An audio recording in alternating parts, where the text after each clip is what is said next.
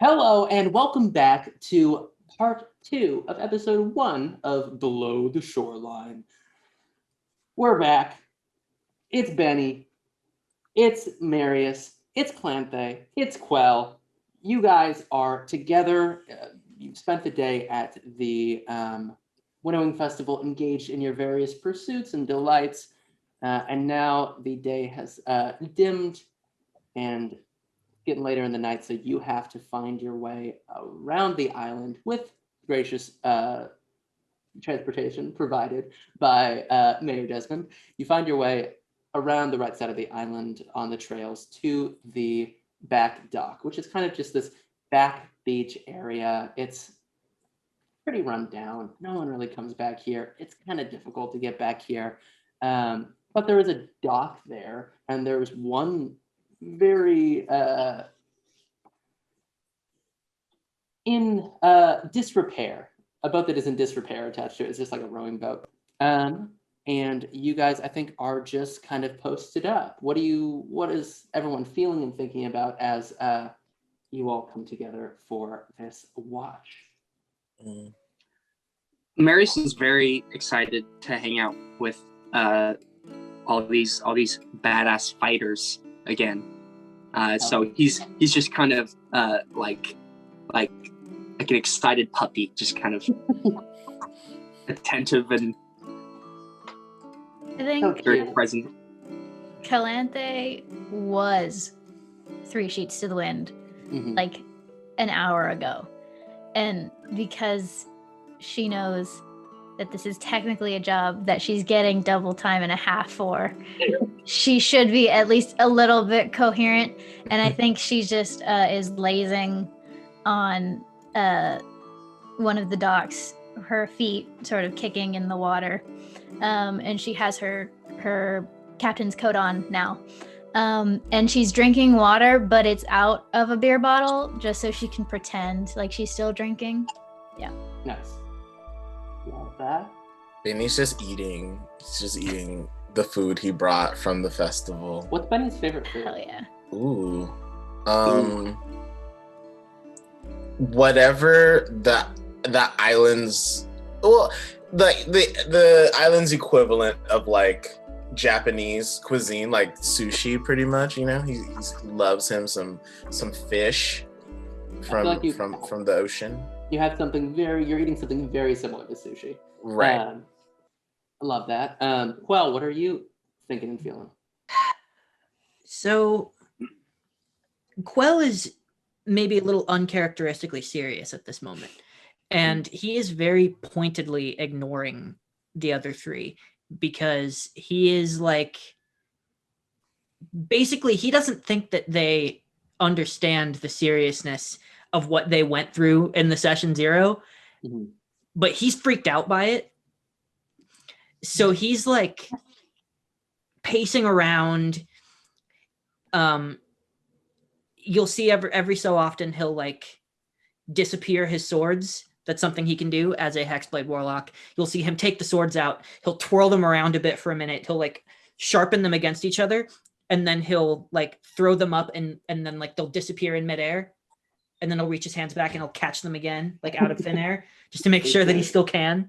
And he's just like watching and watching and watching, really vigilantly as best as he can. And I'm unsure if in the first part we got a description of Marius. So Marius, as you're lounged out on this beach, kind of looking around at all your honestly pretty cool new friends, what are you looking like? What's the fit that Marius has? I'd say earlier in the day when I was, going about like my journalistic business, I was in more like classical robes that are kind of more more dressy, but now that he's kind of on the job, he's in his he's in his adventurer's outfit, so to speak. So he's got this fur shouldered cape that comes that links by this green kind of bolo knot, and just kind of he's got some like these fingerless gloves, and these long sleeved, just kind of leather adventures shirt over top his chainmail underneath. He's got like straps going across his waist. He's got a satchel hanging on his right side, and then on his left, he's got his spyglass, which is just kind of lodged on his waist. And over his back, he has this buckler that's just hanging on his back, and this green kind of headband that he wears under his flowy, curly red locks. He's got these studded leather pants and leather boots.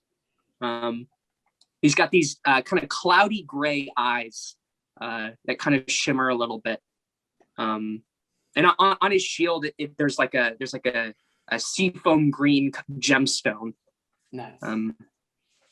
But yeah. How teenager is this teenager?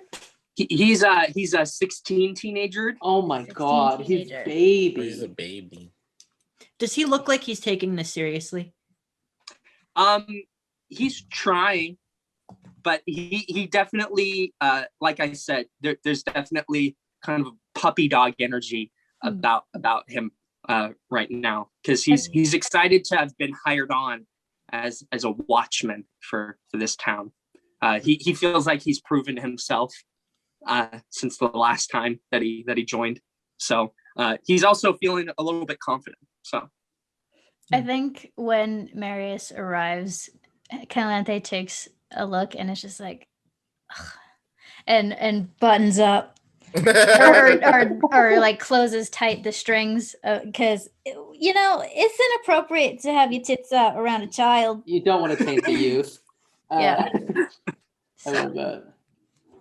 I feel like Marius is the only one that Qell is happy to see, because he's the only one who's actually like looking like he's here to do the job, Yeah. at the moment. Right.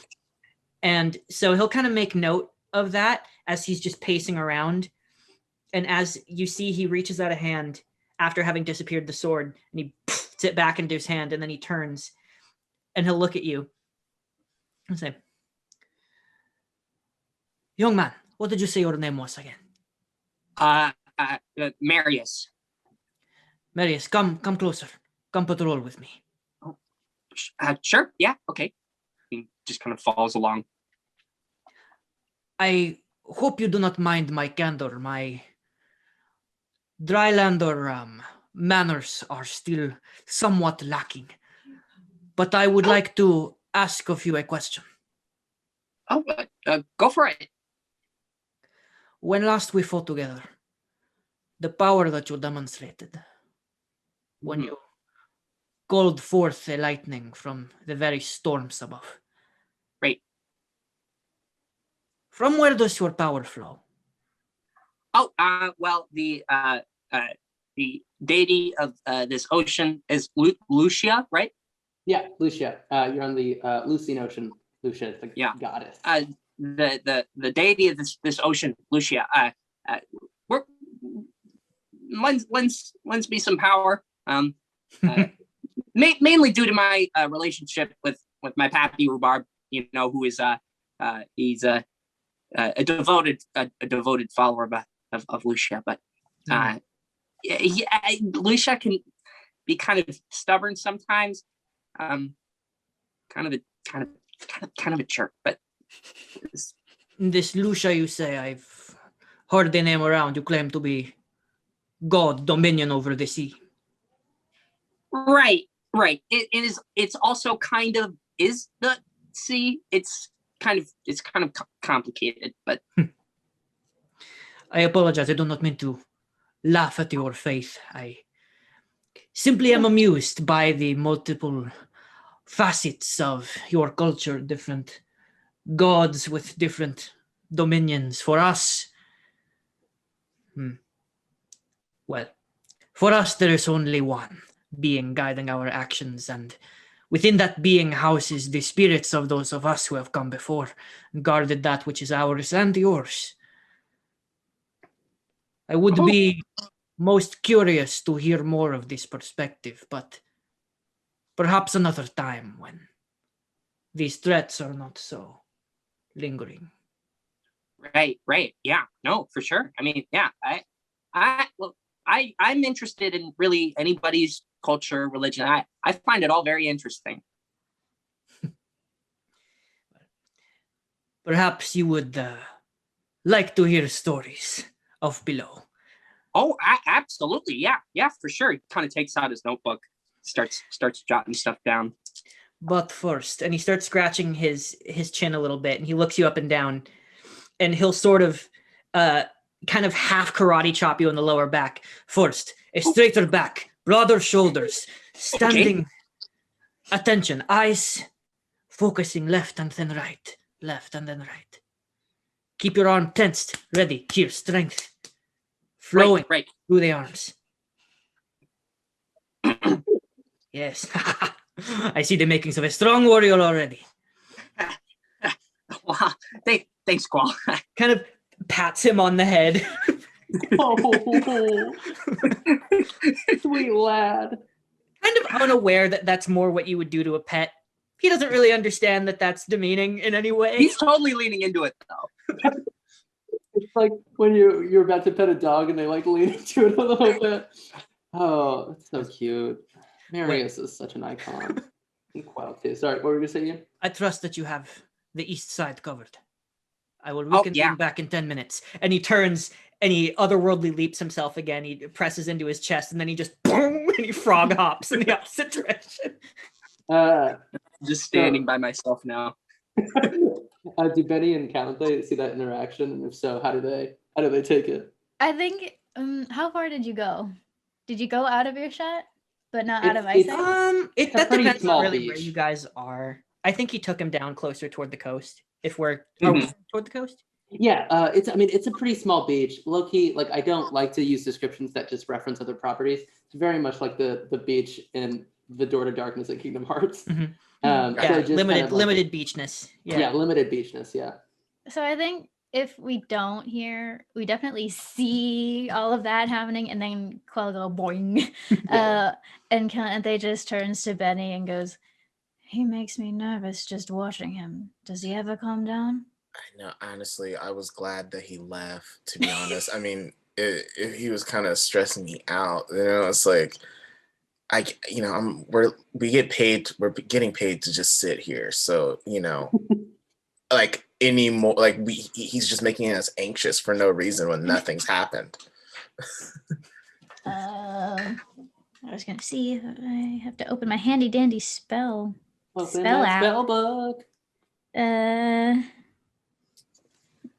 mind. Wow. Actually, yes. I think Calanthe will just start to shape water. Just go make a little figure eight, come like up and out of the I assume calm water. Mm-hmm. Just out of boredom. Mm-hmm. Yeah, the water's just kind of lightly lapping on the shore. You shape this water, and maybe Bene will throw rocks through different hoops. Yeah. Oh, like I make little rings. Yeah. That's cool. And you guys kind of just fuck around and hang out. Everyone roll me a perception check. Oh boy. 26. Oh fuck. 13. 13, gotcha. 9. 24. Okay. 24. Hey. Okay. Were we really fucking around though? Yeah. Maybe not. Because you guys are there's just mist coming up of the ocean, and you guys are, messing around with the shaped water thing, throwing little rocks and pebbles through the different hoops. And you throw one through, and as it falls, it's almost like it reveals something out in the water that you hadn't seen before. And it's this large galleon, like an old pirate ship that wasn't here a second ago. But it's out on the waters, and it looks like it's anchored. It's standing completely still, sitting completely still. Do I know, having been a pirate, do I know any stories that ring similar to this? I mean, nothing substantiated. If you're talking about like pirate tales of just ships randomly appearing ghostly in the waters in the middle of the night, nothing that you wouldn't attribute to more than kind of a folk tale to get people scared. Pirates don't necessarily. If something like that were to appear to many pirates, they would probably just fully dip. They don't think they want to mess around with things that look paranormal, especially when you're on the high seas. I don't think Qell understands paranormal in this way. Yeah, definitely. Necessarily. I think he's just assuming that this is just like some drylander magic. You can make stuff appear and disappear. Sure. So he'll go over back to the group and just kind of be like, a clever trick for the festival, I assume. None of you have ever seen this ship before. How far out is it? Here's where my spatial awareness really comes to bite me in the butt. It's fairly far out. Like it's, I would say from where you are, if you were to hold up your hand, it would probably fit in about this much. From bottom to top. So, honestly, that is a way better description to me than if you had said a number in feet. Yeah. So it's fairly far out. Are its sails down? No, they're up, but it's up, which is also strange because it's anchored. It looks like it's anchored. And you guys have this very small kind of fishing rowboat that's tied to the back dock. Marius, sail ho, and she'll point. Take a look-see. He takes out his spyglass and he tries to get a better look. Roll me another perception check with advantage. Because this is like your arcane focus, kind of, right? Like it's your magical object is your grandpa's old spyglass. Yeah, why not? My holy symbol. Holy symbol. So 17 plus 5, so a 22, and then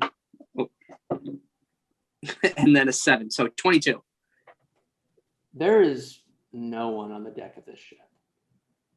It doesn't look like anyone's been on the deck of this ship in a while. The sides are covered in a really thick algae that seems to extend over most of the ship. The sails have rotted in places and are just kind of in disrepair. If a ship could look sick, this ship looks sick. And what did you say that was a 22? A 22. Okay. With the 22, roll me a history check. Okay. 18. 18, okay. You see painted onto the bow of the ship is the Bloody Moon. And you would know that this was Captain Gwenras Rubichin's ship, the pirate ship. And you know a little bit about her and her expedition. So she was involved, or she was around during the war after the end of the world, which is this war that happened when there was a very famous adventuring party of 6 people. And they were from all over the world, like they were from a bunch of different continents, but they were alerted to this prophecy that seemed to foretell the end of the world. And so they went around and to kind of overcome this fate. It was said that they had to go around and collect a bunch of different objects from all these different lands. It was truly like a worldwide tour to collect all these different sacred objects. And people weren't super chill with that. Like people were not super down to just give up their culture's prized possessions so that these adventurers can complete a quest that they're not even sure if, the factuality of. And they do get to the end of the quest, and the prophecy does end up being completely fake. It's completely debunked. And it starts this massive war where it's like, okay, these adventurers and these parties have been going, not just this group, but like generations of people have been going around the world and taking sacred objects and special objects from their ancestral lands and just, fucking off with them. So there was this about 10-year, really massive war with all of these different continents trying to fight to regain their cultural items from other dominions. This ended because there was kind of a treaty. People realized there's too much bloodshed. This is crazy. What if we signed a treaty and we got all of these educated professionals from all of our different lands, reverse in culture, to come together? We identify what each of these things are and just return them home. So that created kind of the peace that you guys are all living in now.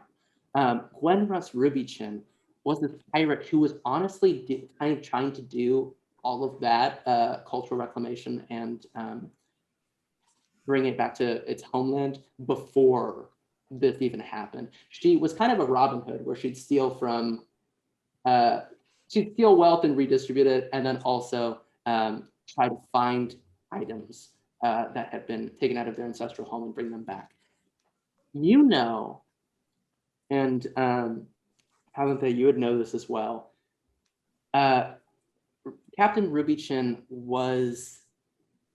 it's unclear what happened to her. She had these 4 magic items that were given to her. There were probably items that she was trying to return, but the people who initially had them were like, no, you keep them. She was betrayed at some point, and it's unclear how. But she was able to get to Marlone and supposedly store her weapons here, although nobody's aware of that for sure, before she was captured by the Canadian Empire. And it was never very clear what happened to either her crew or her ship.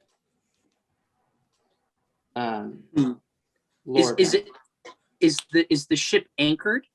Yeah, it doesn't seem like it's moving.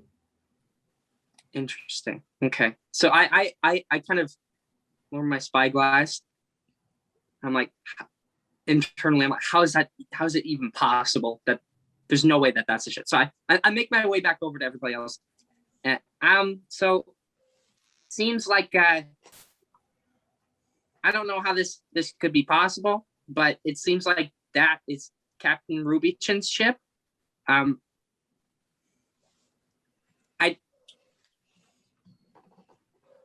don't know. Maybe I'm just saying things, but Bene just looks like Benny's like sitting on the ground. And he just like looks up to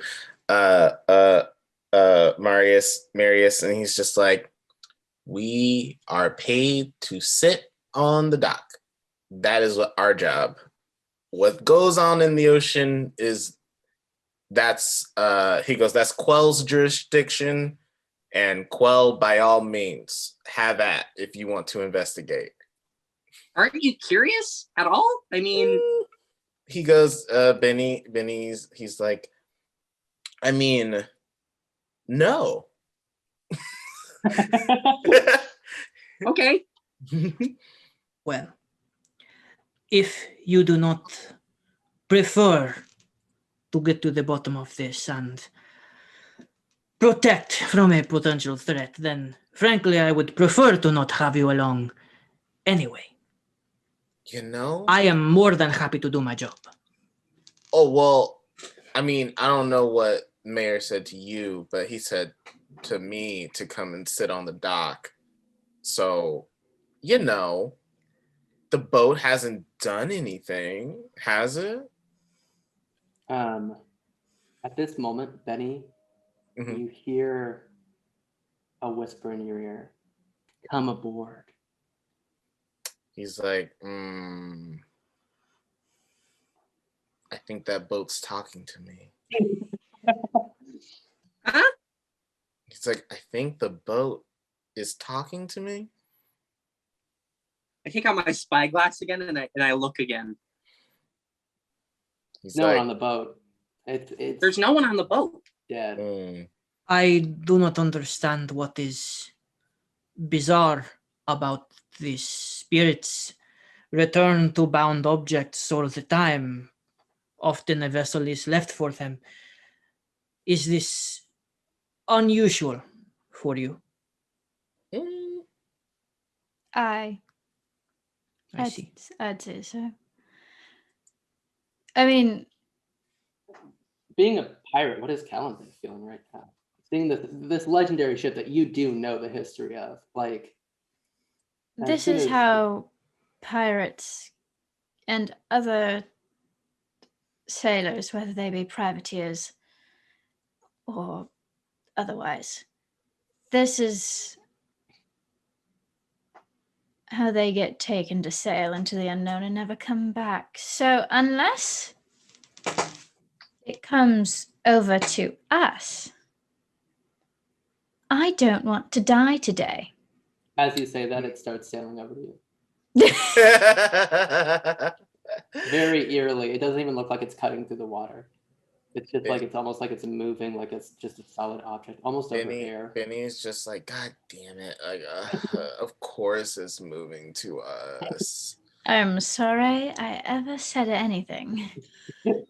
Benny's like, listen, guys, I don't want to place any blame or anyone, but I am gonna say, Qell, I feel like this is your fault. The eyes narrow in as much as they're capable of narrowing. He's like, I was skipping rocks, and I'm just saying. Yeah, Qell's Somebody wanted to investigate. he's gonna take the swords out, and he's going to hold them kind of butt to butt in like kind of a Darth Maul formation, and then he lets go and it disappears. Mm-hmm. And then after a moment, he clasps down, and where the swords had been is a bow. It doesn't have a string, but it's made of that same coral material that the other had been. It's kind of gnarled and curling. And he takes it, and he reaches a hand out, and this string of water appears where a bowstring would be, and he just sort of holds it at the ready toward the boat. Do you shoot? No. Okay. He's just waiting. The boat is getting closer and closer, and as it gets closer, you can see how rotten the rigging is. The crow's nest is missing like one of its sides, but on the prow, the icon that sits at the front of the ship, the statue, is of a mermaid with the split tail going to either side, but she has a very thick beard because Captain Rubichin was a dwarven pirate. And it's pretty close. It's within spitting distance. Oh wow, that boat is gonna have to come ashore if it wants me. So I'm just here chilling on the beach. It comes ashore. Bene looks to Calanthe, and he's just like, see, this is why we shouldn't have done this with them. Like we knew this would happen. We knew. No, I don't think you understand. Us pirates and sailors, we have stories like this, but never of any one thing. So it's always written off as drunken musings or just superstition. In my 23 years of pirating, I've never come across anything like this. In my 1 year of working on a ferry, I too have not experienced this.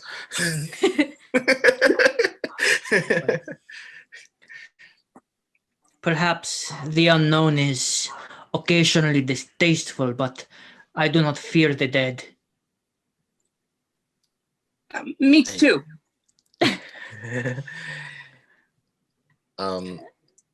Do we see, because the boat's super close, do we see any sort of like movement or life on the boat, or does it just seem like it's kind of just docking itself? It's docking itself. There's the wind blowing through the rigging. Mm-hmm. And is it translucent, or is it more solid? Like a boat? It's like a real boat. It looks like a boat that's in extreme disrepair. Right, gotcha. Yeah. So it's not a ghost boat. No, it's not a ghost boat. Okay. Can it be a ghost boat? So it's If you on the ask shore, right? nicely, yeah. It's on the not shore. in the shallows. It's like up on the sand. It's kind of like half up on the stand, half in the Okay. shallows. Right. I'm gonna walk up and stand face to face with the mermaid. Mm-hmm. I'm gonna hold the bow up over my head and then open my hand and disappear it again, and then bring my hands out this way, Okay. sort of like beckoning. And I'm just gonna speak aloud to it, and I'm going to ask to the boat, I guess. Mm-hmm. Please state your business here. I protect the line between land and sea. You don't hear it. It doesn't converse back to you. Mm-hmm. What you do feel is possibly a presence on that boat, and then you hear a. Does it sound like it's coming from the bow? It does. Bene looks to Qell and he's like, well, Qell, I mean, we must ask the lady before we enter her ship, no? I agree. Do you say that she's a dwarf? Yeah, she is a dwarf.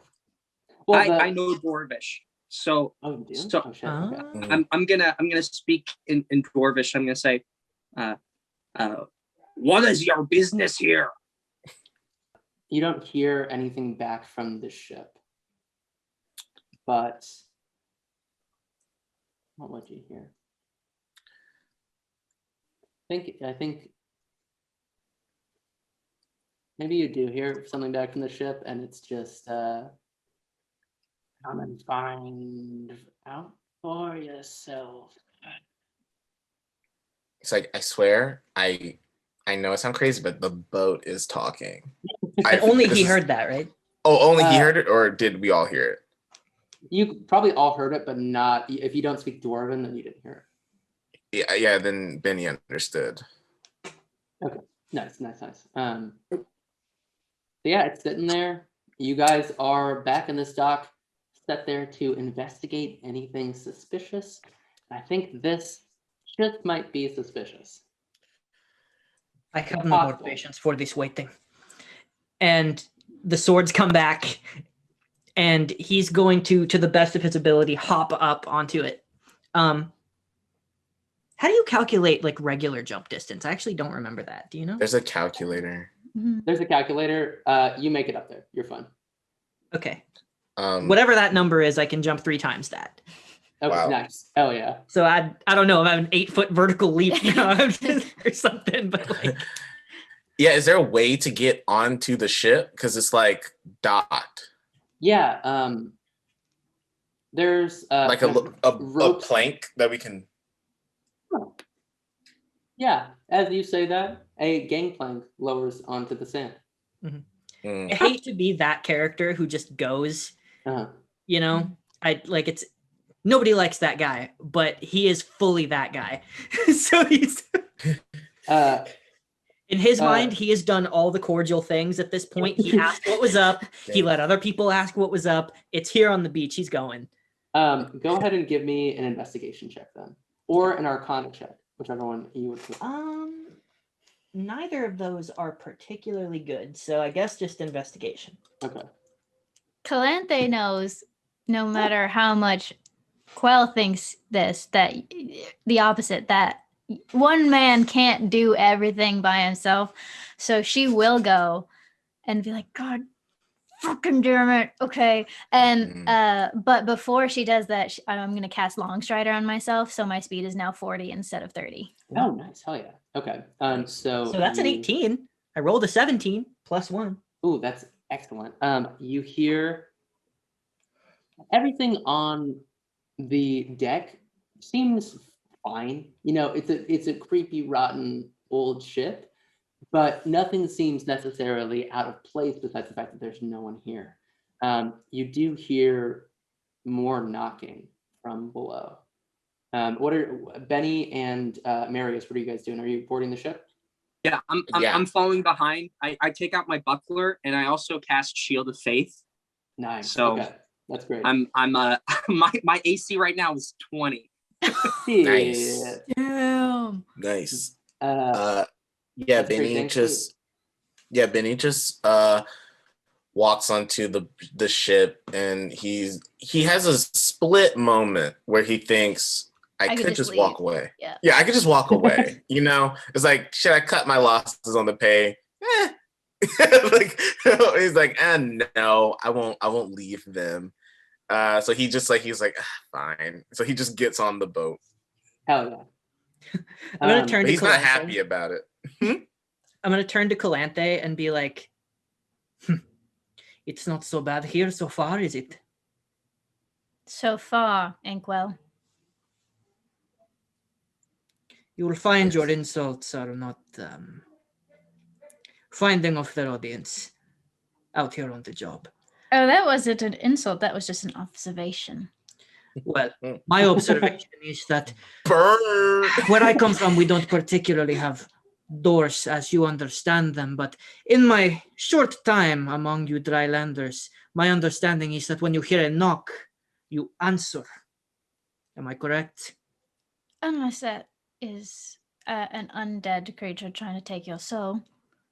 But you do you, I guess. Benny looks to Marius and he's like, I know we're looking around, but do you have your notebook? Yeah, I You do? Well then I feel like you might want to, keep track of all these sweet burns that Calanthe is dropping on Qell over here.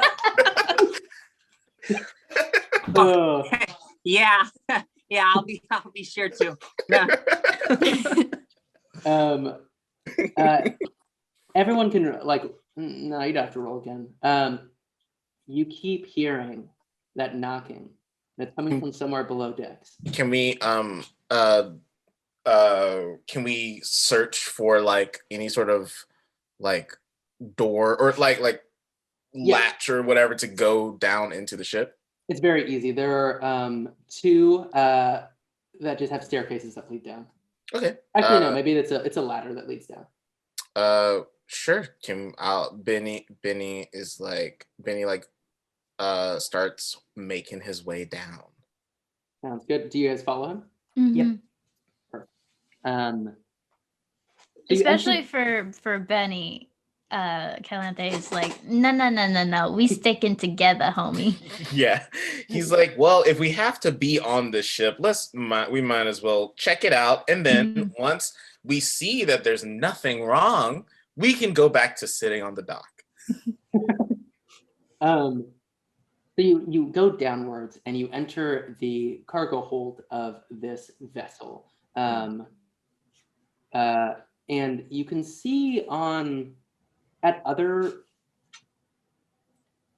at both ends of the cargo hold there seems to be stairs which lead further down. But if you were to go look at them, you would see that it just stops at a wall.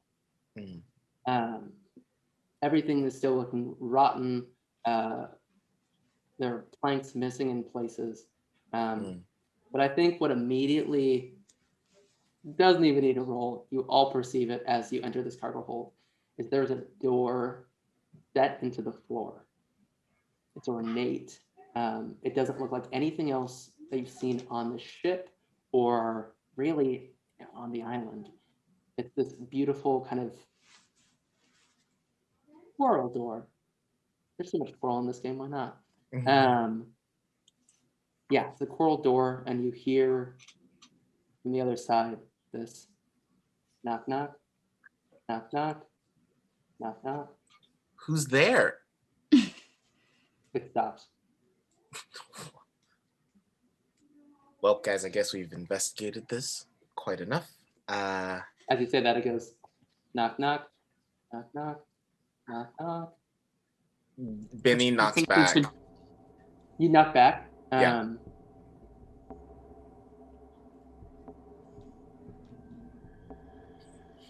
You didn't plan for this, DM? No, I'm trying to.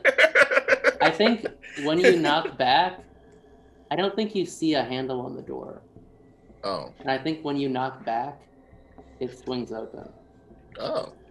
And what's immediately in front of you is just more sets of stairs.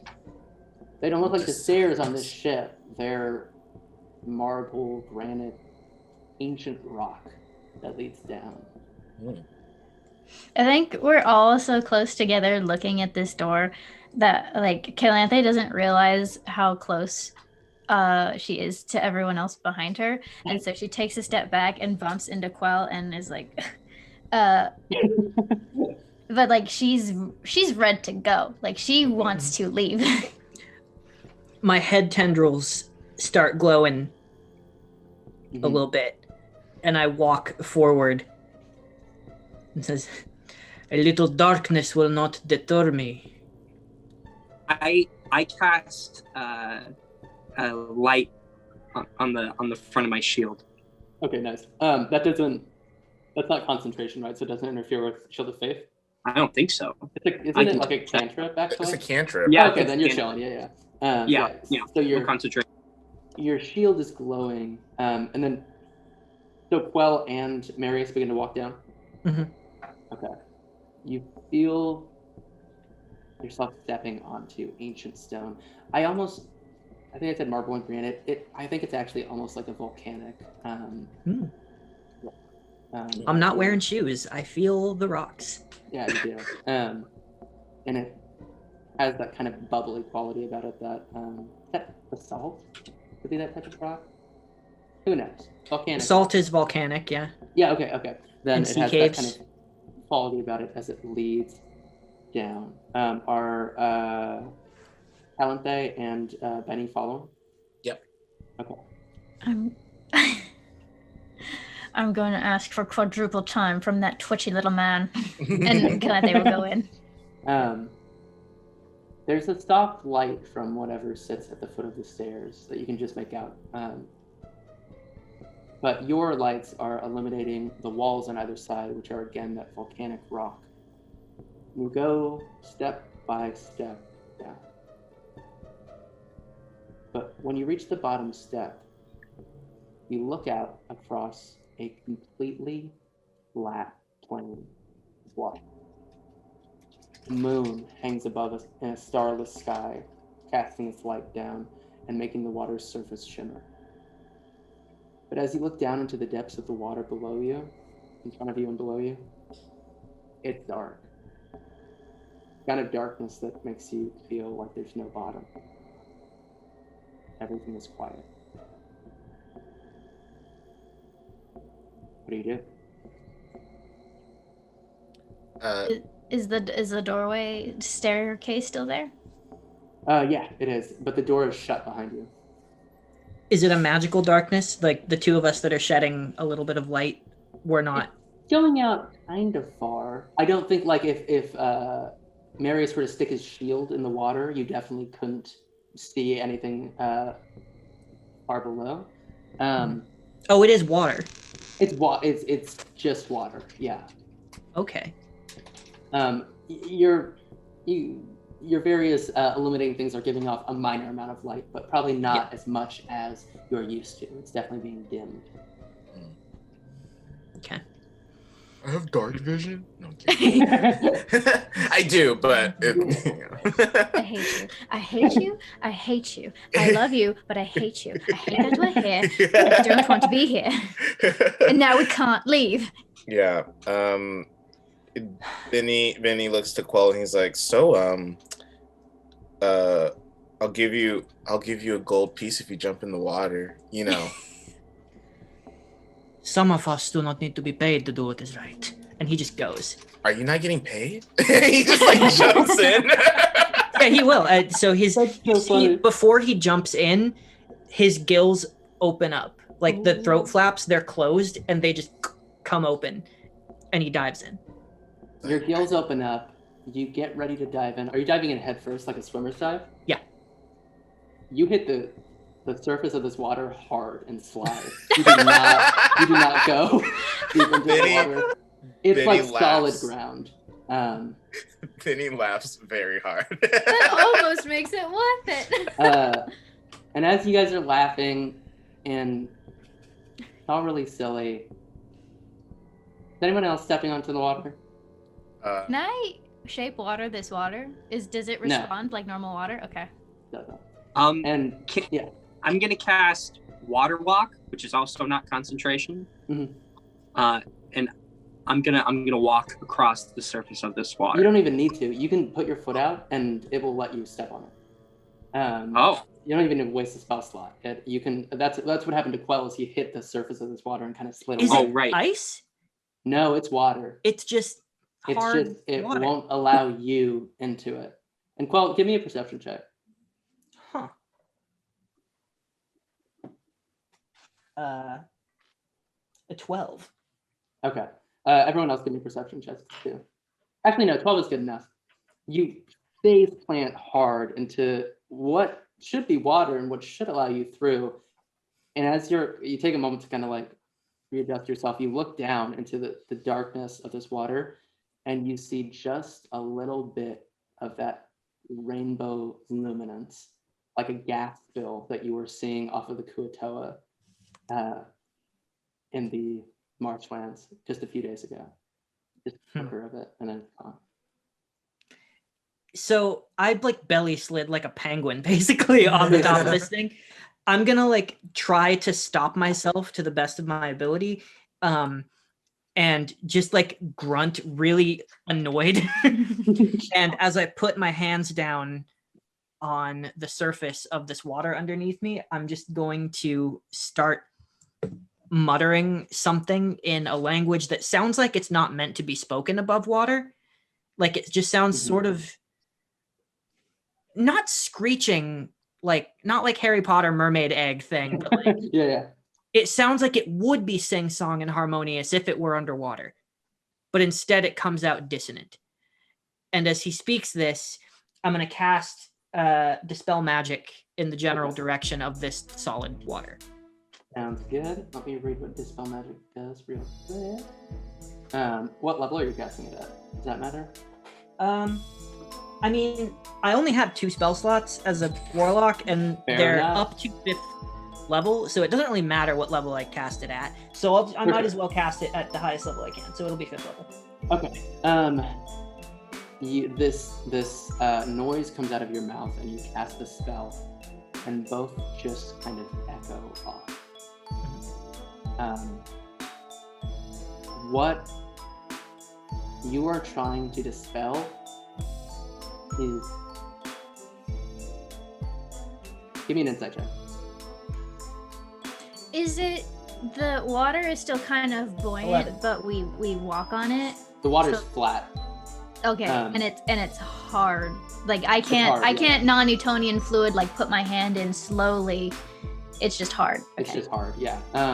That's an 11. My You're wisdom not- is not great. I'm not quite sure why this isn't working, but as you guys are all kind of like looking at this water and maybe getting on, Bene, are you kind of standing on the water at this point as well? Yeah, Bene is on the water and is just like walking around, but like he's just like, what is this? Like, I don't know. He's just like being like silly.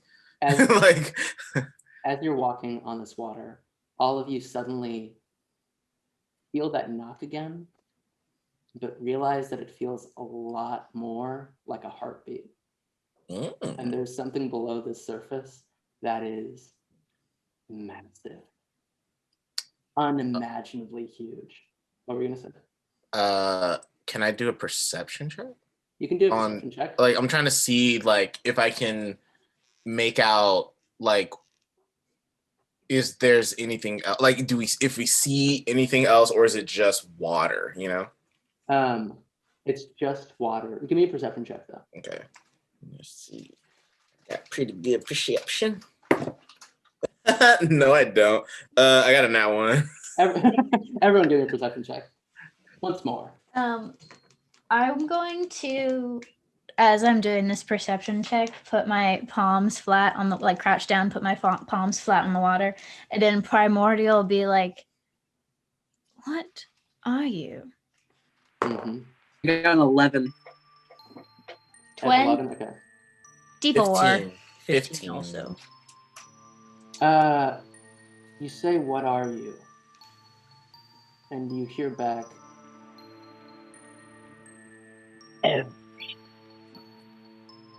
and your perception checks, you all look up and you see that the moon is falling slowly out of the sky like a balloon descending from a height. And it keeps going, and it's about to hit the surface of the water. And when it just touches it, a massive shape bursts out of the surface of this water. All you can make out is a shadowy figure and this unimaginably large crown before the water that is being displaced by this being breaking the surface. That water becomes so huge that it becomes a giant wave, and I need everyone to make me a strength saving throw. Ooh, love it. Some spooky, badass Bloodborne shit. Ooh, love to see it. Okay. Uh-oh. 7. 7? Okay. 14. 5. 5. 26. Okay. Benny, you are the only one who saves. And the rest of you, Benny, you're gonna take half of 5d10 bludgeoning damage. Was the response in Primordial back, or was it in a different language? It was in Primordial. Okay, cool. Actually, all of you got very lucky. I rolled this on Google. You each take, who didn't save, take 31. Benny, you take 15. 15? Yeah.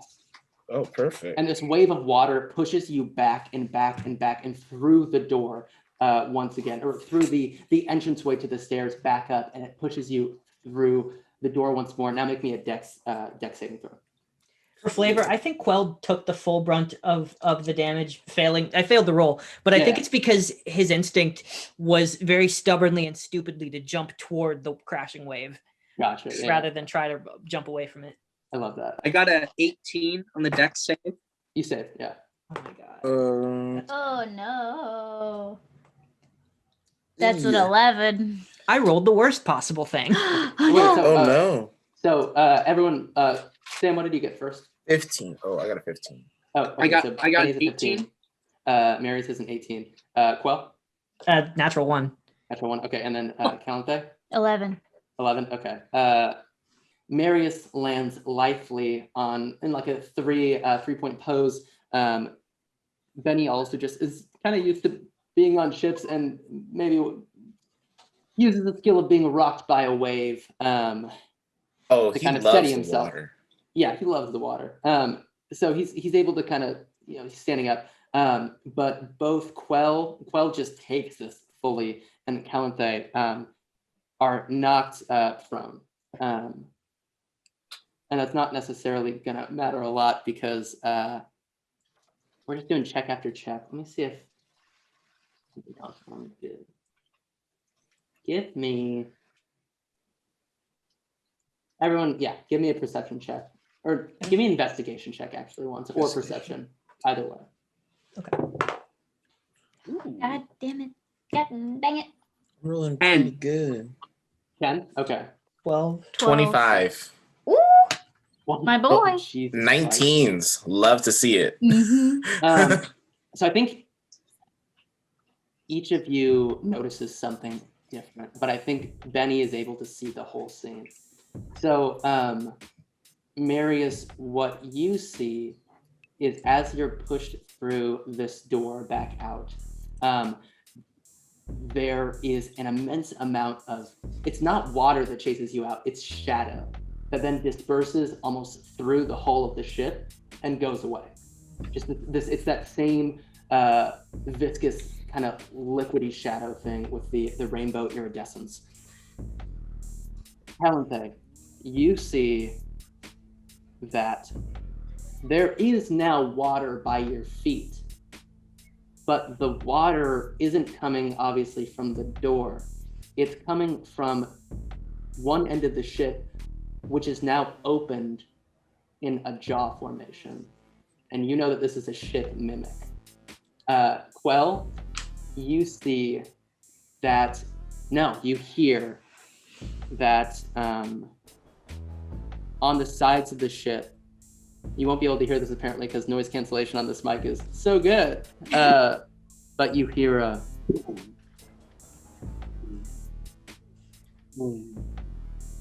as footsteps make their way, heavy footsteps make their way up the side of the ship. Now, Bene, I think what you notice that no one else notices is that there is writing on the door now. But before you can read it, it gets washed away. Damn. And now you're just staring at the ground below you. Oh, why does this I would always have given happen to me? I would have given you what it actually said. You notice everything else. I haven't written it yet. I know what it's Gotcha. gonna say. But yeah, you notice everything else, and you notice that there was writing on the door before it gets washed away. What does everyone do? So where are we? You're in the same room that you were in before. You're in the hold, the cargo hold of the ship. Gotcha. And you can hear those footsteps climbing over the railing of the ship and landing on the deck above you. You gotta get to the deck, right? Yes, we get to the deck to leave, so this is perfect. Everyone off unless you want to be eaten, and I'm gonna cast Water Walk on everybody, Okay. so we can just hop off. That is Potentially. excellent because Betty, I think you would notice this as well since you rolled so high. But there's water coming into that ship's mouth. It's clearly backing out into the ocean once again. Yeah, you guys, I think, ascend to the deck. Is that correct? Okay. Yeah. Now, everyone, pull up, roll 20. And let me know what you see, because you should see a bunch of spooky pirates and your characters on the deck of the ship. I see a ghost ship. That's it? No, well, like he's saying the ship itself is a ghost ship. This is, for all intents and purposes of using Roll20, we're going to be fudging things just a little bit. We got ghost pirates on here. We got a ghost ship. We got vampire pirates. But when you come up from the lower decks, you see what they actually are sea fallen pirates. So these pirates that have drowned long, long, long ago. But and now they're resurrected with their living flesh having been rotten away and replaced by seaweed, scales, bits of other sea animals, and seashells. And they each take you in and go. On one end of the ship, you can see what is clearly the captain, and on the other end, you can see what looks like kind of a priest. Does this captain figure resemble anything from any superstition that I've seen or heard about? Not really. Okay. I'm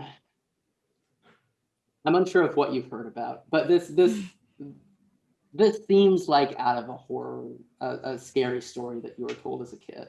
This seems like dark old magic. Yeah, we're gonna start recording. So do you guys, can you see all of your character tokens? Do you have the ability to move them? Okay, perfect. Love that. So you can actually move yourselves to wherever you would like to start, but there are these two, you are next to the two entrances to the hold. We're looking at they're 5-foot boxes? Yes, they're 5-foot boxes. Okay. And there are 6 pirates surrounding you, and not including the captain and the host. Okay. I mean, we'd all be probably bunched together to start if we were all blown out at the same entrance, no? Yeah, definitely. You can, well, you were blown out of the entrance into the hold, and then you kind of ascended by yourself, but you can be around the same entrance if you would like. I very much feel like you probably would end up around the same entrance. So everyone roll me initiative. That was the key phrase that I forgot to say. Love it. Eat 21. my shorts. Oh no. Is that a good eat my shorts or a bad eat my A shorts? bad eat my shorts. Oh. What did you get? I got an 8. Nice. Okay. One, Benny, Marius with the 8.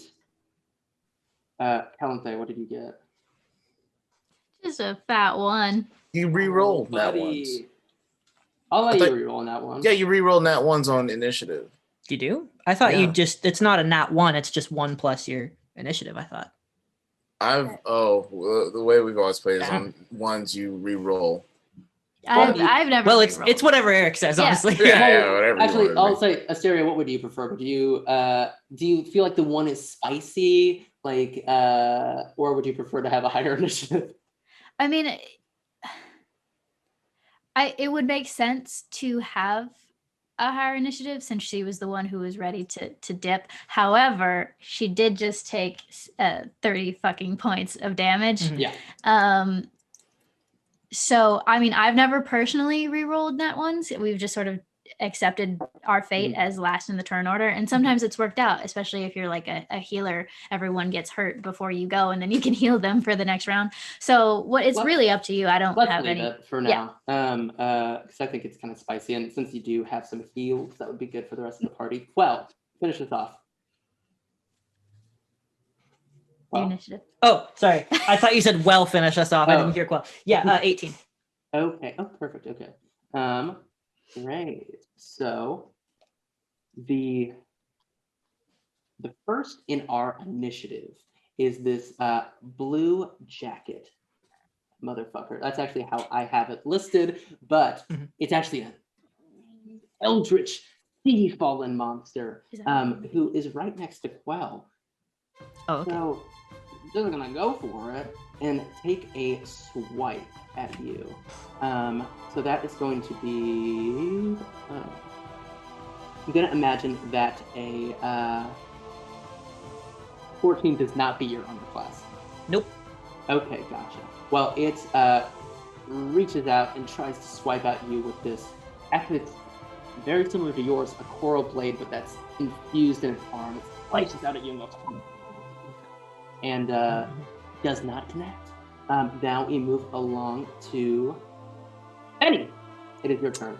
Perfect. You have water walk on you, so if you get thrown off or if you jump off, you won't splash into the water. You'll be able to run across it. Oh, perfect. I mean, Benny can breathe underwater, so. Oh. But thank you. So Benny's just gonna run right on up to the captain. That's actually the host. Sorry, I should have said the captain is the one in red on the other side. The Oh, host, this guy? yeah, he's also very powerful. Oh, okay. Well, I'll go to this guy and I will attack him with my sword. Go for it. I sword. Nice Yeah, work. you know, I'm gonna do what fighters do. I'm gonna swing my sword, you know. Hit him. Ooh, okay. That is a 18 to hit. Oh, that just beats its armor class by 1. Woo! Go ahead and roll your damage. Love to hear it. Okay. That is 14 points of damage. 14 points of damage. All From my right. first attack, and then my second attack. Ooh, that is a 17. Okay, that's gonna hit. And then damage. Ooh. That's 13 points of damage. Lovely. How does Bene start off this fight? By running up to the sea fallen host. Yeah, Benny just like very swiftly just like runs over to this guy and kind of in like one motion just like takes out his sword and just like 2 quick little cuts on them. You slash into this thing and it comes rails back, leans back. Now we move along to this sea fallen, who is going to close with Calanthe and go ahead and hit her with an attack. Boy howdy, we're getting bad rolls, gang. You need to be rolling a lot better than that to be scary. I imagine your armor class isn't 10. No, It's not. Oh man, this boy rolls over and takes a swing and a miss. I believe that's all he can do for his turn. Now it is the captain's turn. And the captain is going to El Capitan. up the lamb, close with Qell, and he is going to hit you with a where is that attack? A water jet. Which would that 5, 10, 15, 20, 25? Oh, it just won't hit. Here it is. Okay, so he hits you with this massive amount of water, and you have to take a DC 14 Dex saving throw. Okay. Nope, that's only an 11. Okay, you are going to take. Let's get how much you take. Oh wow! I rolled 5 and 4 twice, so that's going to be 18 points of damage. And it's are you medium size? One assumes so. You get pushed back, and I think you get pushed back through this guy, and you end up in between. Sound good? Yep. Okay, perfect. So that is the end of the captain's turn. I don't think he can actually do anything else. So now we move along in initiative to Qell. So he pushed me away from himself. Yes. To this guy. Okay. Yeah. Yeah. As I am pushed back, he falls down and he's like kind of bleeding some dark purple blood at this moment. He gathers himself a little bit. He spins his swords, sort of like kind of General Grievous, a little bit. And as he runs forward to the closest one that he feels he needs to get rid of so that he can get up to the big fish captain, he just locks eyes with it and says, I weep for your wasted spirit. And I'm going to take 3 attacks. Do it. Hit that boy. That sea fallen boy. Bang. Okay, first is a 25. Ooh, that'll definitely hit. Okay. That's going to be 11 points of damage. Perfect. That sounds good to me. Second blade is a 21. That'll hit. With a 9 points of damage. Perfect. And then do you have a third attack? If I use my bonus action, yes, because I'm dual wielding. I can take a weaker offhand attack. Mm-hmm. Yeah, if this guy is still up, I just want to get rid of him. He's not looking that hurt. Cast my hex. Yeah. Oh, he's not looking that hurt. Yeah. I'll keep going after him then. Okay. Okay, so third attack is a 24. 24 will hit, of course. And this one is just a D8 with no modifiers. Gotcha. So 3 more points of damage. Sounds good to me. You've taken out some good slices of this dude, but he's not looking that hurt. How does Qell just fuck this dude up?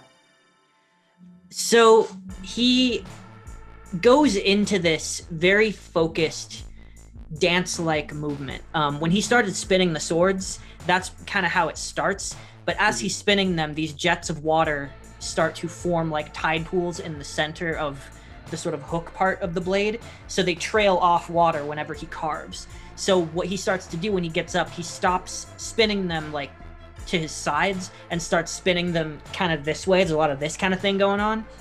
So there's just like a lot of spinning and like water ribbon work as he just sort of fluidly slices up in very quick motions.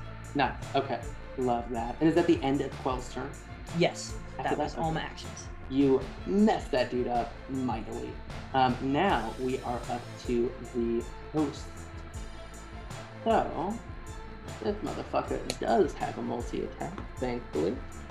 So he is going to attack Bene then with he carries this long trident that seems to be made out of that same volcanic rock that Egypt encountered. Does a 21 hit? 22 hit? Yeah. Okay, great. No. So actually, I'm just gonna roll the second attack as well. Okay. Does a 17 hit? Yeah, 17 hits. Okay, gotcha. So you will be taking 2d8 plus 2d8 plus 2, 4 actually. So you actually only take 10 points of damage as this thing shoves its trident into your shoulder and it kind of sinks in and it hurts for a minute. Then it pulls it out and tries to do a second attack and ends up hitting the other shoulder. These things do not have a very good sense of space, much like myself. And as it does it, it goes. And now we are over to this little ghosty boy over here, who's going to close with Webb, yes, and take an attack. So I would imagine a 12 misses. On who? On you. On me? Yeah, 12 definitely misses. Okay. Can they do anything else? I didn't even see that one. Yeah, I know, it kind of blends in with the spooky shit. Yeah. He can't do anything else, so yet another monster comes out, tries to take a swing, and just misses Qell completely. Now we are finally at Marius' turn. Okay, so Marius takes out his spyglass, and he kind of clicks it a couple times. He hoists it into the air, and then a lightning bolt comes down through the eye of the spyglass, and he slams it into the ground. And I cast Destructive Wave. Jeez. I'm also gonna use Channel Divinity to max roll the thunder damage. Okay, So- if that's something you can do, then do it. Fuck. Dang. Every creature within 30 feet of me has to make a con save. So I think I can choose. So Gotcha. obviously not my friends. But For sure. that's that one, and that one. Everybody except for the captain. Yeah. Yeah. Gotcha. No, Or- that's- if I move one over, Do it. you can do it, yeah. You can hit all of them. yeah, then that'd be everybody. That'd be all of them. So they all have to Goddamn. make con saves. Threw my dice on the ground by accident. So- I'll take saves. Okay. 30 thunder damage, and then 30 radiant. God. Oh, is it just Those. with thunder damage? yeah, it's just with thunder and lightning I can max I roll. see. Okay, So- yeah. The captain. And 20 radiant. Wow. So you're hitting them with 50 damage? Oh, I should have prepared for Sam to fuck me over more. This is absolutely brutal. I'm trying to make If this they encounter succeed, scary. they take half of the damage and they're not knocked prone. Oh, but Sam, the captain and the host did not succeed. So the captain now looks severely fucked up. And the host is on its last legs. So Let the them other ones. Okay, what's the save? Sorry. It's a con save, and it's a Okay. 17. Okay, gotcha. So he saves. 10 characters. So what they 10 characters 25. are strong. So what they 5 sides. Math, quick math is hard. Okay, so a fair amount of them passed. Their leaders definitely did not pass. So is that all Marius? Is that all Marius is gonna do? Yeah, that's like it, bro. Okay, I guess that's it. Calanthe, it's your turn. All right, I'm just gonna measure this out just to be sure. So that's, yep, okay. That's a handy feature. So I'm going to just call out, I thought I told ye to get off the ship. but in a more posh accent than that. Hell yes. And I'm going to cast Mass Cure Wounds. Ooh, nice. Nice. So everybody, triple fours. 4 times 4 is 16. Oh, 4 times 4 is 16, yeah. Wait. Yeah, so 8 plus 8. So 16 to everyone. Nice. Nice. Hey, there you go. And then I will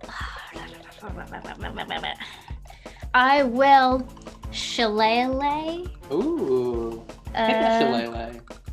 I'll shillelagh one of my cutlasses. Perfect. And I see there's 2 on Qell. So There's actually 3 on Qell. Oh no, there's 2 on Qell, you're right. There's I have a 3. plan though. There's 3. Okay. Should I go over there? Is that I might get hurt if I go over there, No. Glenn? No. It's. I don't want to say it, so I don't want Eric to prepare for it. But I'm not worried about there being 2 guys on me at the moment. Well, I'm gonna strafe around this guy anyways, just to distribute more evenly. And I will. I can't tell people what to do if I don't do it myself. So I think actually I'm gonna come here and be at the edge, holding onto one of the ropes of a sail and being on the very ledge of the ship, being like, "Come on, you guys!" Cool. Mm-hmm. Make me a strength check. We'll say it's strength saving throw. DC is not very high. 11. Yeah, you hit it exactly. So yeah, you're hanging off the side of this boat, and you're like, "It's time to dip," and there is dip. So this one last guy is gonna attack Marius really quick, and that will bring us to the end of the round. So Marius does a 15 hit. No, your AC is no. 20, right? Mm-hmm. As we reach the end of the round, everyone give me another perception check. That's a Nat 20. Ooh, 30-20. 26. Okay, I can also. Uh-huh. Sorry, I can also, as a reaction, rebuke him for 2d8 lightning damage. Is that even if he doesn't hit? It's when a creature within 5 feet of you that you can see hits you with an attack. So I guess no. Okay, yeah. But I do know how I'll get. Thank you for eliminating me to how I'm going to get fucked in the future. I really appreciate You're that. welcome. So you guys all rolled pretty high on that perception check. Mm-hmm. You were kind of laser focused in on what's immediately around you. These monsters coming out of the ocean, getting hit by this wall of water, essentially. And what you now notice as this round ends is far out in the distance, there is a dense wall of fog now that is completely encircling the island. Benny, you rolled something crazy high, right? Yeah, nat 20. You got a nat So 20? it's a 20 Okay, perception, 26. I will say that for Benny, you can hear from this far off, there's something behind this fog. And it sounds like another very large quantity of water, but it's such a large quantity of water that it can't be measured in, ounces, whatever the metric system's version of that is. Fluid ounces? Fluid.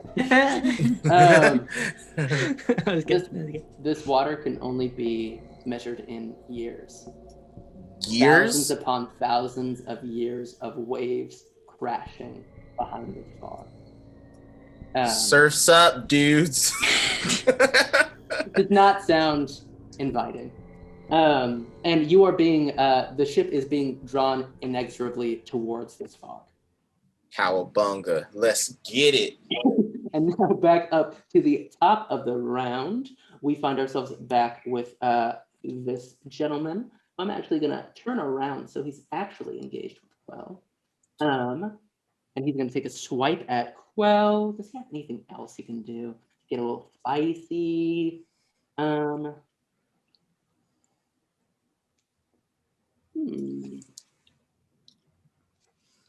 Nah, the slam attack is probably his best, unfortunately. Oh, I hope that this isn't portents for how the rest of the series is going to go, because I just rolled a 3. So my man wipes out and is desperately, he wants to hit Qell so bad. He wants to take down this fellow denizen of the deep, but he wants it so bad that he misses. And now we're over to bada bing, Bene.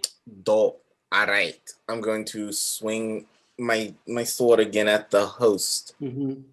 The hostess with the leastest. You see this great amount, this tremendous lightning bolt from Marius strikes this host, and he's looking so bad now. Perfect. He's crispy. Yes, he's sizzling, absolutely. Nice. I give a hit. Ooh. That's gonna be a... It definitely hits. There's no way this doesn't hit. Yeah, 23 to hit. Misses, no, it is. And 7.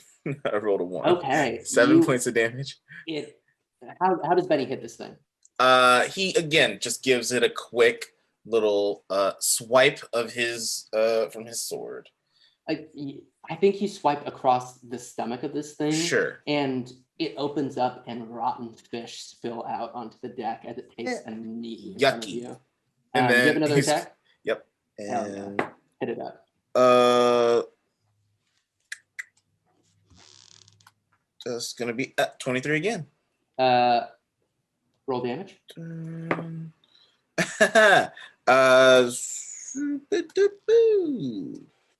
Damage is 13. How does Bene put down the first enemy of this game? He just slashes straight down into this creature and cuts him in half. It Lovely.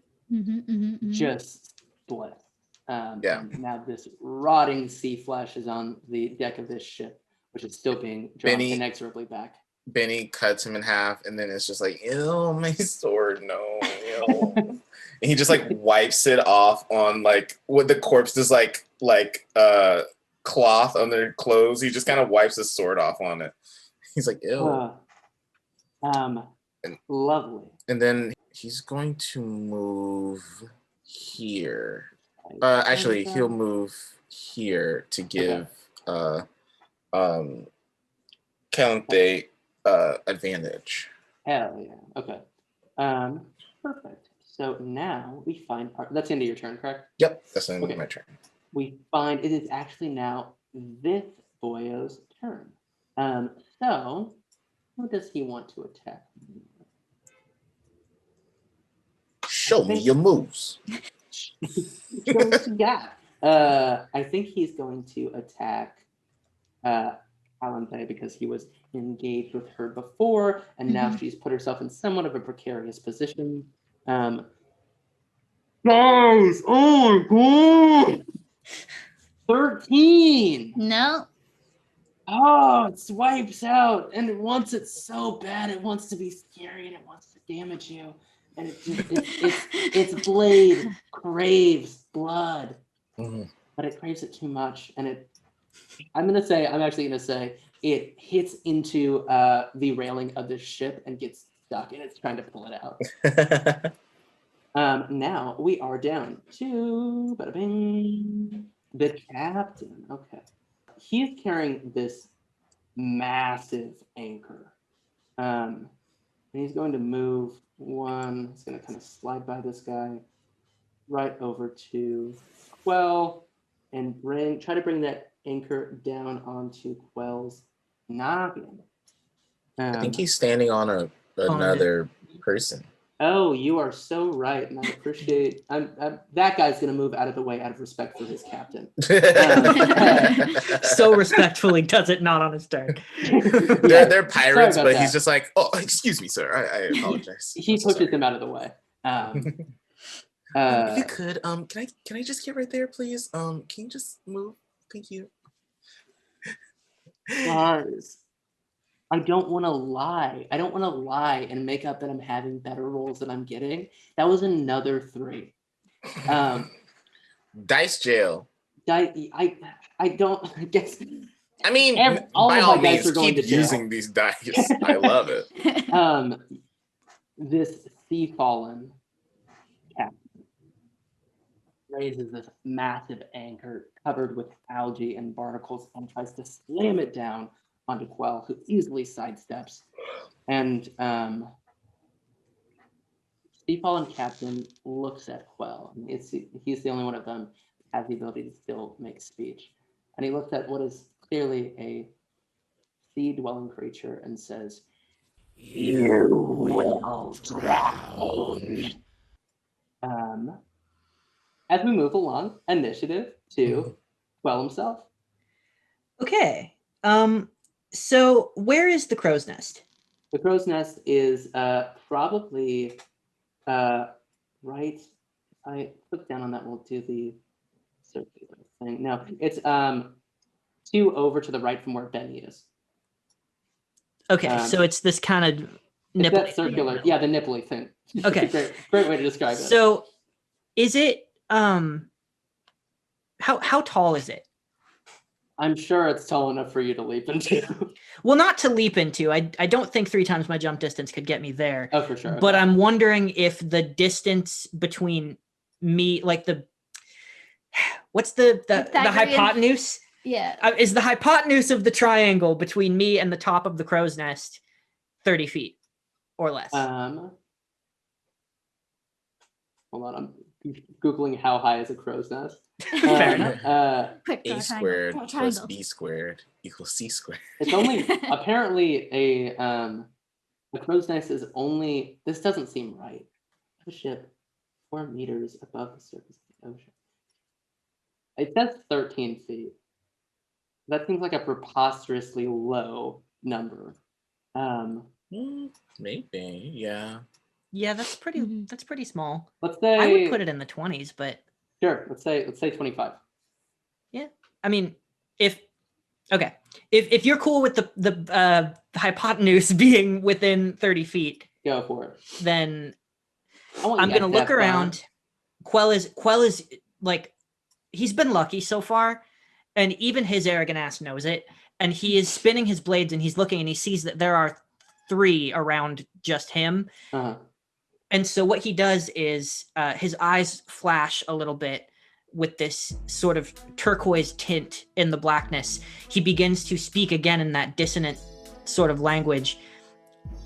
And as he's spinning his swords around his body, the water that's trailing off of them begin to swirl around him in like a DNA helix and eventually form like a water shell. And then as the water falls away, he is gone. And I'm going to use my bonus action to cast Misty Step up into the crow's nest. That's sick as fuck. Hell yeah. Dope. So as the water, like, he kind of reforms out of water up there. Mm-hmm. And then he's going to look back down, and then he takes his blades out, and in that swirling sort of tide pool of water in the middle of the hooks, he's just going to throw 2 Eldritch Blasts down with his action down toward the captain. Beautiful. Hit that captain for all he's worth. Attack number 1 is a... okay, that's going to be a +9, so 14. Not gonna hit the captain's armor class, unfortunately. And the second one is a 15. Okay, that also unfortunately does not hit the captain's armor class. Okay. Bad rolls. So you hurl these Eldritch Blasts down at the captain. Do you think Qell's kind of like miscalculating the angle? A quick switch from a lower angle to a higher angle kind of throws it down and misses a little bit. Yeah, he's not really accustomed to running away, yeah, so to speak. So it's kind of begrudging that he had to do this strategic distancing thing. And also, he doesn't spend a lot of time on boats, you know? So he is his own boat most of the time. So yeah, he's not quite sure what he's doing, and he is trying to hide that he is a little bit rattled. Mm-hmm. Bada bing. That sounds good. Is that the end of your turn? Oh yeah. Okay. Next would have been the host if Bene hadn't just bodied him so thoroughly. But now it's going to be this blue ghost's turn. And And so he is going to take his movement 3 and attack Calanthe. Oh, little old me. 17 hit. Unfortunately, it does hit, yes. Thank goodness. Oh man. Okay, let's see what kind of damage. It's some kind of tasty damage. I'm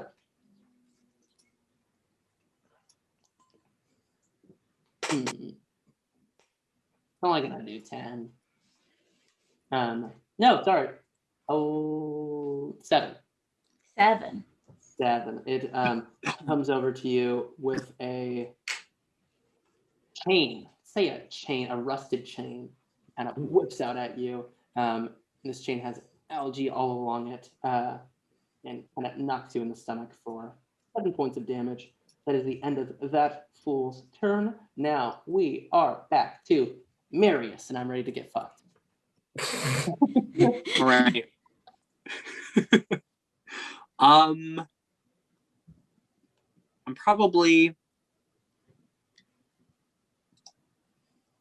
going to cast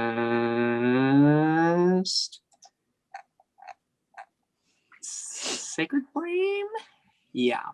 Pretty fun. I'm You have going to to make a cast Sacred dex check. Flame. Is that correct?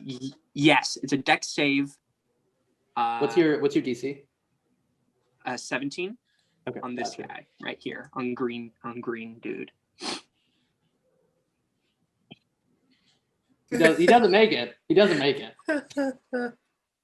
Give me that Okay. damage. It's also kind of a kick in the ass because in the game that John DMs, I try to use Sacred Flame all the time and it never hits. Yeah. Everyone's always too dexy, but now I know for next time, I'm gonna really fuck you guys over. There you I go. thought this was gonna be it, but it's not. I clearly have to try a lot harder. It's the first battle, though. Yeah. Yeah. So how much 5 damage. Okay, perfect.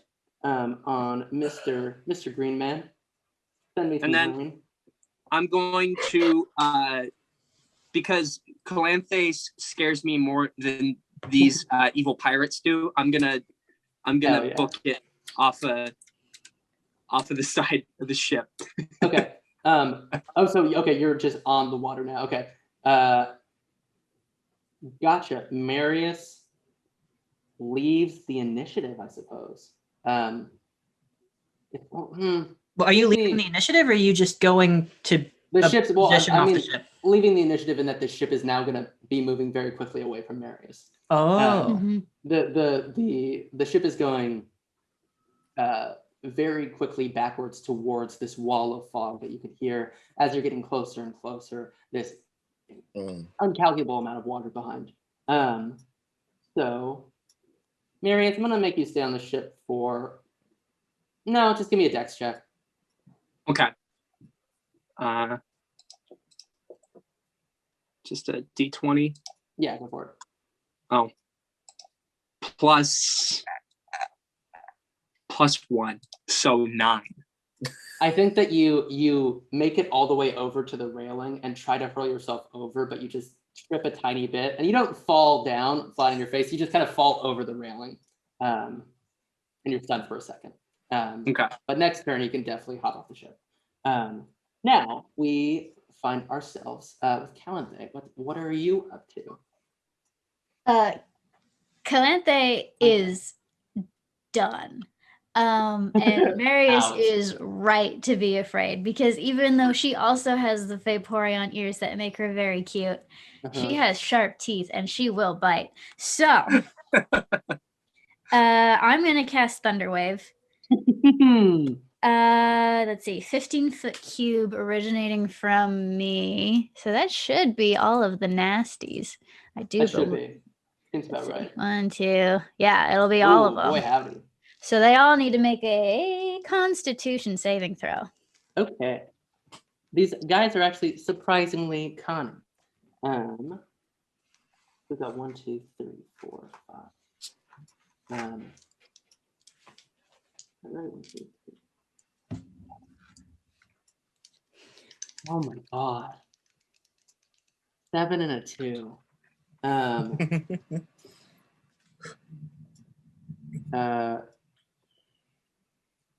16 and a nat 1. Okay, so the 16 makes it. Okay. Another nat 1. I'm rolling on 4 different d20s right now. Wow. Oh my god, the captain saves. The captain's the only one who Okay. saves. So as Calanthe, cutlass in one hand, holding the rope on the railing of the ship on the other, just says, "Enough." And her eye, I mean her hands too, but mainly her eye starts to crackle a little bit, anime style, with a little bit of lightning energy. And it's as she says that the wave comes out, and so everyone except for the captain, all the bad guys except for the captain, take 9 thunder damage and are pushed 10 feet away from me. Okay. 1.3 million volts. This dude gone into the water. This dude gets moved over here. This dude also gone into the water. And then the little blue boy. And then the little blue boy. I forgot about the little blue boy. Where is he? No, he moves. Okay, he moves there. So that was this person in initiative. They were both looking relatively healthy too. R.I.P. in peace. Oh, and the green guy was gonna go next. R.I.P. King. So no, has one round of moving towards the fog wall happened, or is it about to happen? It has already happened. You are about to finish your second round of moving towards the fog wall. So and then it's getting much closer. With that, Calanthe is like, if y'all don't get the message, that's not my fault anymore. And Calanthe will hop down onto the water off the ship. Gotcha. You do so, and you are basically out of initiative. Awesome. We roll right back up to Bene. Me? Cool. Bene is going to Bene will take an opportunity attack from this guy, but he's gonna move 5, 10, 15, 20, and he's gonna attack this guy. Okay, gotcha. So you take an opportunity attack from that guy who rolls a 2. Love to hear it. And so you're all up on the captain. Give me your attack rolls, please. That is a 21. Okay. Do my second one. Nat 20. Boom. Love to see it. All right. So my first attack. I'm in hell. No, I'm very happy. That's sick. That's sick as hell. 8 damage for my first attack. Not great. Then my second, my nat 20. Yes, 8. 8, 13. So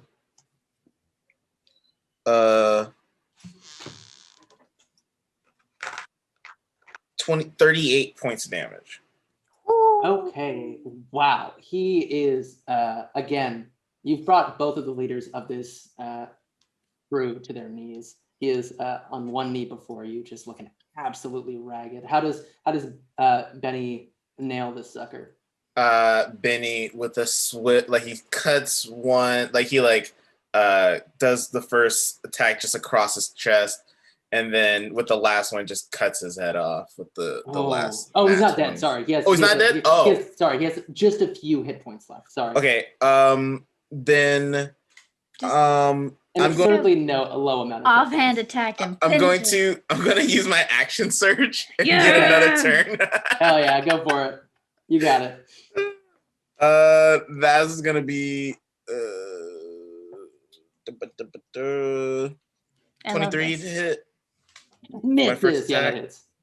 Okay. Just roll damage on this. It's probably gonna.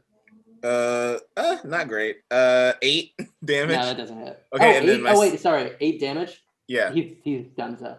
Oh, okay.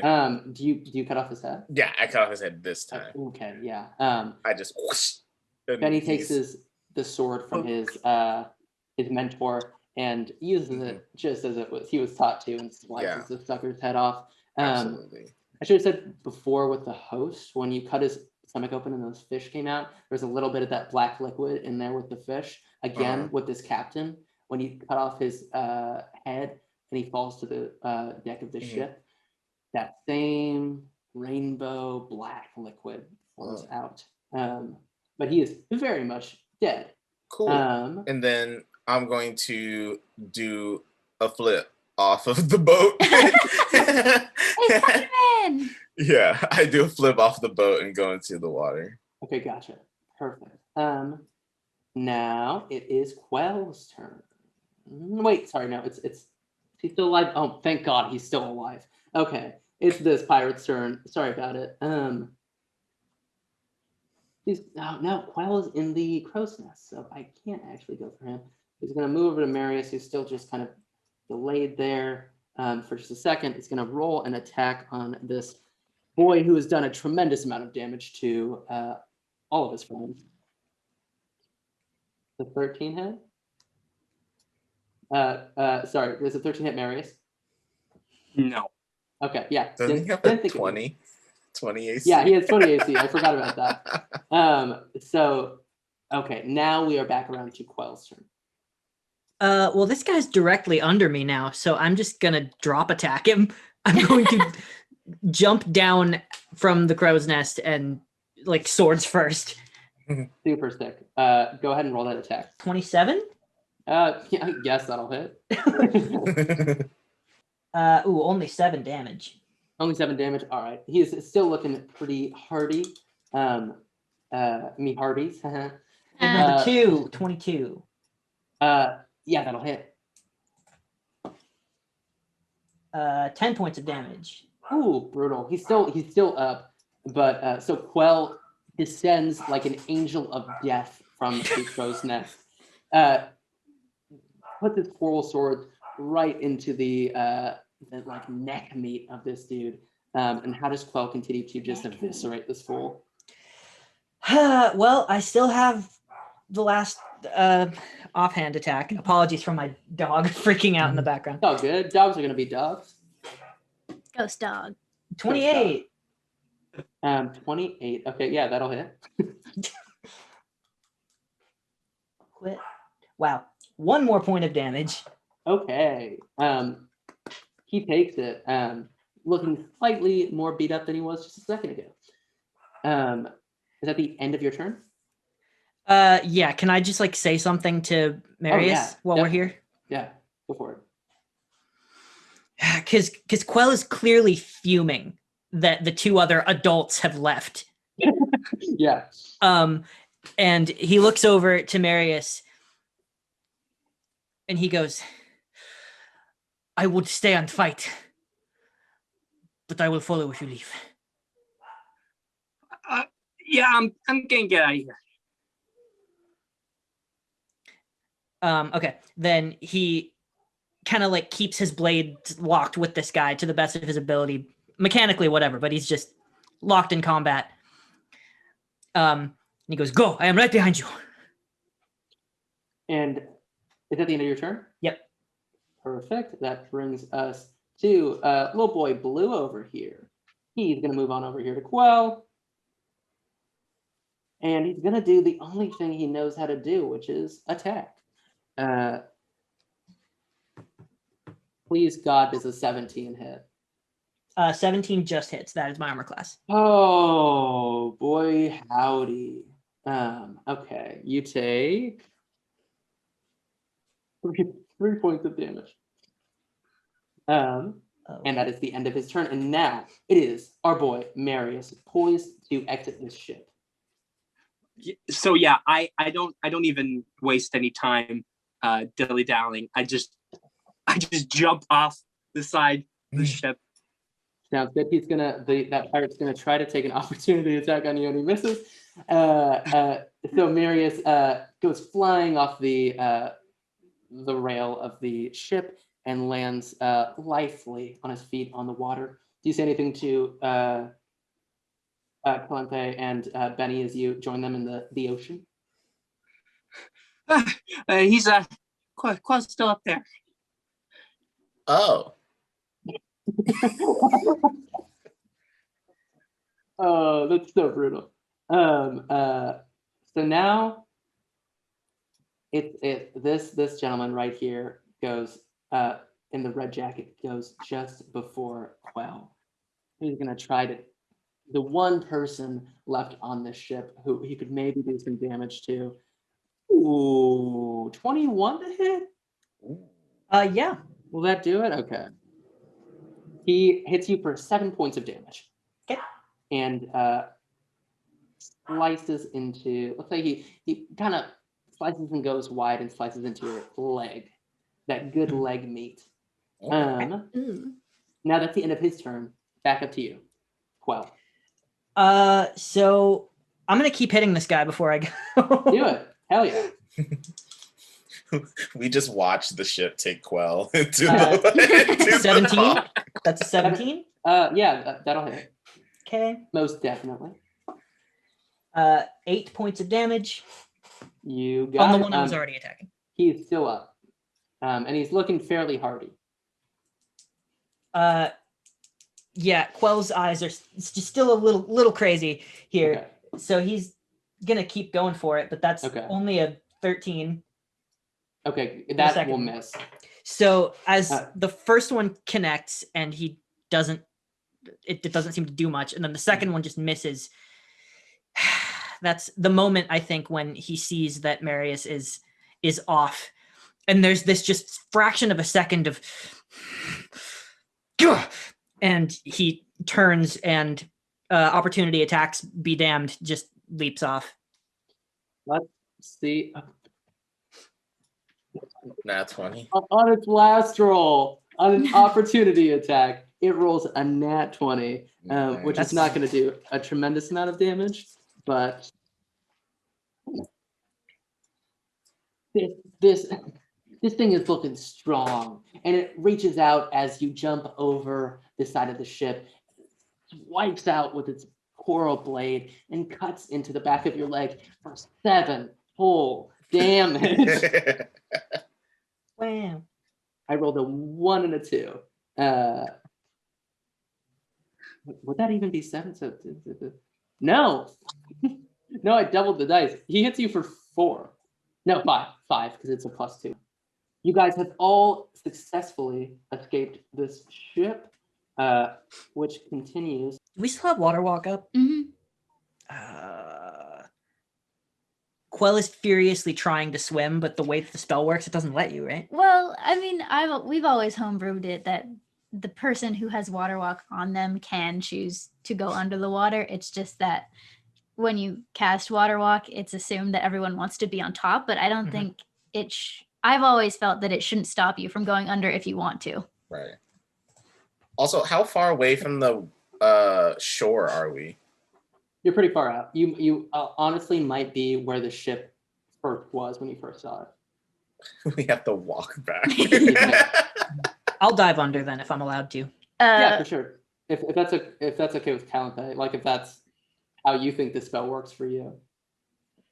Yeah, I mean, I feel like Calanthe's pissed Clancy, at him. No. Oh no! So I think, but as he's going to dive, I think Calanthe grabs, or tries to grab the little strappies that he has on, and holds him, and is like, "What was that?" My job, my duty. Okay, but you notice how we almost got killed in so many ways. And I almost get killed most every day of my life. I think we handled that pretty well, honestly. It's gonna be talking to a fucking brick wall. Fine, then go. And she'll push down on him, But before like she lets go and before he goes, she will cast a level 3 cure wounds on him. Oh, you love to see it. So that's is it plus your spellcasting whatever? Yes. I think it is, yeah. So that is 16 points of healing. I rolled really bad. And the whole way back in Primordial, just cussing him out. He doesn't care, man. He's just swimming. Has Qell pulled ahead of everyone, or is he still kind of staying beside them? He's staying with the group, strangely, but he's far below them. Not like so far. You can just see the shadow of him outlined underwater, kind of like a shark, underneath where the group is. Calanthe just does this to the water every so often. Do Bene or Marius have any words as you guys walk very strangely over these waves back to the shore? Bene sees that Qell is swimming underwater, and Bene's just like, I'll let him have his moment. He's just like, I mean, guys, I don't want to be the one who said I told you so. What did I bleeding say? What did I say? But, I'm just saying maybe I wasn't being lazy. Maybe I was just doing what I was paid to do, which was sit on the dock. So, I don't know. Marius is staying very quiet. He doesn't want to piss anyone off any further. While I'm below in the water, Qell will speak very quietly in Ashok, reaching out to Guardios, and he will just say, "Why didn't you warn me?" You hear a little bit more faintly in your ear than you're used to. I did not know.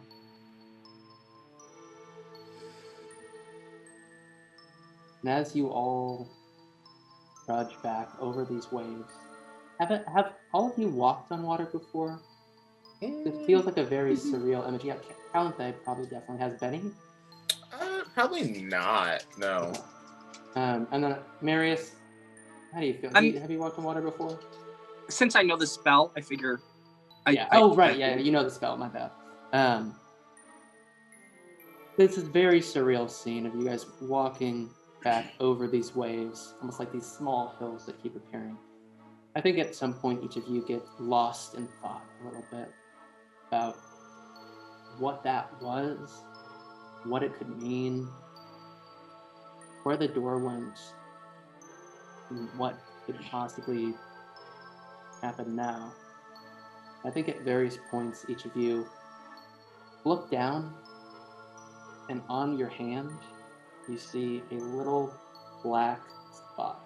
No, Calanthe knows what that means. And that's going to be where we call it for this week. Oh.